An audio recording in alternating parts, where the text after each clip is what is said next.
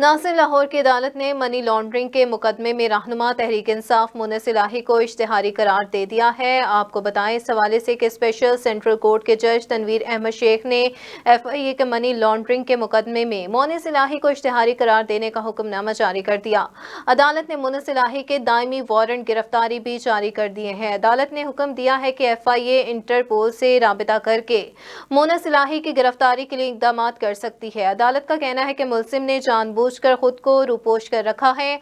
FIA मुलजिम की गिरफ्तारी के लिए कानून के मुताबिक कार्रवाई अमल में लाए। अदालत के फैसले पर रद्द-ए-अमल देते हुए मुनस इलाही का कहना है कि जिस केस में रेड वारंट के लिए लिखा गया उसमें इल्जाम आयद है कि मेरे दोस्त ने ऑफशोर कंपनी बनाई। इल्जाम है कि दोस्त ने मेरे और वालिद की मनी लॉन्ड्रिंग के लिए ऑफशोर कंपनी बनाई है। मुनस इलाही के मुताबिक वो कंपनी तब तक बनी थी जब मेरी उम्र और दोस्त की उम्र 3 साल थी।